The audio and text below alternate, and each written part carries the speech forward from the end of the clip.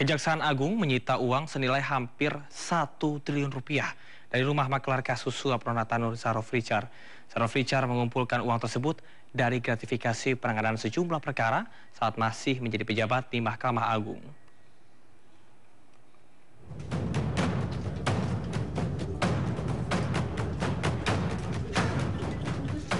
Kejaksaan Agung menyita uang dari rumah makelar kasus suap Ronatanur Zarov Richard. Nilai uang yang disita mencapai lebih dari 920 miliar rupiah dalam mata uang dolar Hong Kong dan euro. Selain itu, Kejaksaan Agung juga menyita emas logam mulia seberat 51 kilogram. Kasus suap dengan nilai fantastis lebih dari 1 triliun di lingkungan penegakan hukum ini terungkap setelah Hakim Pengadilan Negeri Surabaya diringkus tim gabungan Kejaksaan Agung di Surabaya, Jawa Timur pasca terbukti menerima suap dari Ronald Tanur, tersangka pembunuhan mantan pacarnya Dini Sera Afriyanti. 3 Hakim Pengadilan Negeri Surabaya yang diringkus tim gabungan Kejaksaan Agung tersebut yakni Erintua Damanik, Heru Hanindyo, dan Mangapul yang memvonis bebas Ronald Tanur.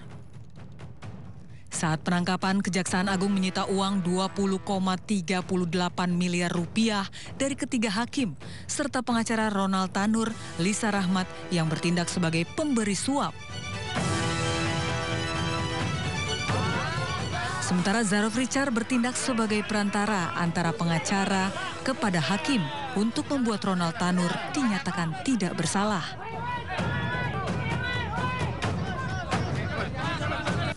Di mana awalnya LR meminta ZR agar ZR mengupayakan Hakim Agung pada Mahkamah Agung tetap menyatakan Ronald Tanur tidak bersalah dalam putusan kasasinya.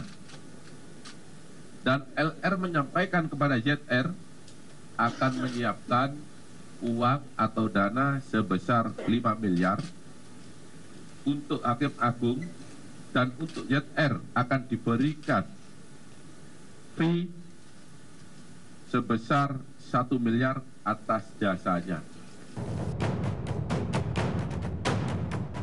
Dari hasil penggeledahan, Kejaksaan Agung menyita barang bukti berupa uang tunai hampir 1 triliun rupiah dari berbagai mata uang, yaitu 482.320 dolar Hong Kong atau setara dengan 979.518.414 rupiah. Kemudian 71.200 euro setara 1.200.229.185 rupiah. Lalu 1.897.362 US dollar yang setara dengan 29.748.848.909 rupiah. Kemudian 74.494.427 dolar Singapura yang setara dengan 885.030.515.308 rupiah, serta emas antam 51 kilogram.